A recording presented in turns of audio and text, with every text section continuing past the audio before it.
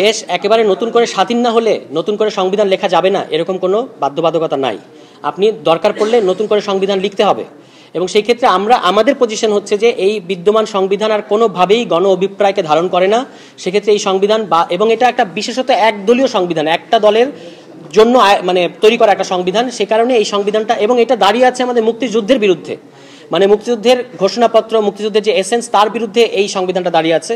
সেক্ষেত্রে মুক্তিযুদ্ধকে আবারও জনগণের কাছে নেওয়ার জন্য এই সংবিধানটাকে বাতিল করে দিয়ে নতুন একটা সংবিধান মানে লেখা দরকার, এটা আমাদের পজিশন। সাধারণত ধারণা হচ্ছে যে এই সংবিধান মুক্তিযুদ্ধের মধ্য দিয়ে অর্জিত, কিন্তু আসলে এটা ঠিক ধারণা না।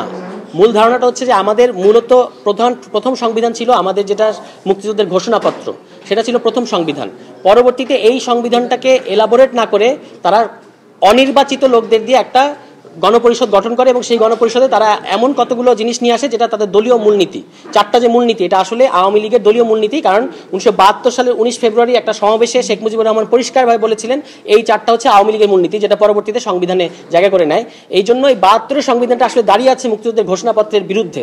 এই কারণে আমরা বলেছি যে আসলে আমাদের দেশের প্রথম সংবিধান হচ্ছে আমাদের যে স্বাধীনতার ঘোষণাপত্র, সেটাই প্রথম সংবিধান এবং এই 72 সংবিধান আসলে তার বিরুদ্ধে একটা সাংবিধানিক কু। আলোচনাগুলো যারা করেন যে বাংলাদেশে ইতিমধ্যে একটা রাষ্ট্র আছে, ইতিমধ্যে সংবিধান আছে, আবার কেন দরকার, তারা ঠিক দাবি তোলেন বলে আমাদের কাছে মনে হয় না। আমরা বলেছি যে গণপরিষদের মাধ্যমে কারা গণপরিষদে যাবে? জনগণের নির্বাচিত প্রতিনিধিরাই গণপরিষদে যাবে।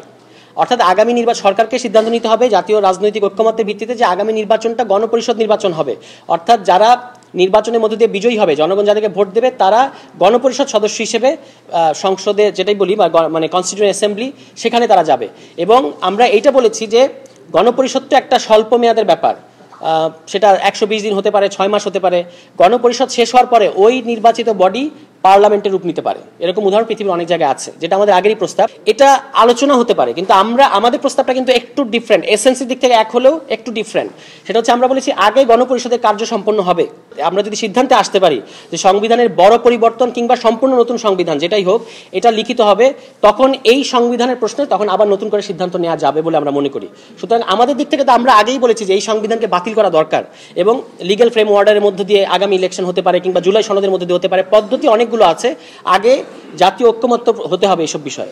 আমাদের কাছে স্প্রেডশিট পাঠানো হয় নাই। একটা হচ্ছে পুলিশ সংস্কার কমিশন, যেটা আমরা মনে করি সবচেয়ে গুরুত্বপূর্ণ এই মুহূর্তে, এবং আরেকটা হচ্ছে স্থানীয় সরকার সংস্কার কমিশন। এই রিপোর্টগুলো আমরা দেখতে পাই নাই এবং আমরা সেখানে আমাদের মতামত জানাতে পারি নাই। তো এই ব্যাপারেও কমিশনের অবস্থান আমাদের কাছে জানতে চাই। এটা 166টা যে প্রস্তাব ছিল বা ভুক্তি ছিল বলতে পারি, এন্ট্রি ছিল, সেটার মধ্যে আমরা একমত হতে পেরেছি 113টা প্রস্তাবের সাথে আমরা পুরোপুরি একমত হয়েছি। 29টা প্রস্তাবে আমরা আংশিক একমত হয়েছি। শুধুমাত্র নতুন সংবিধান লেখার ক্ষেত্রেই গণপরিষদ ডাকতে হয় এই ধারণাটা ঠিক না। আমরা অনেকগুলো দেশের উদাহরণ দেখেছি, সেক্ষেত্রে তারা সংবিধানের বড় কোনো পরিবর্তনের ক্ষেত্রে গণপরিষদ নির্বাচনের আয়োজন করেছে।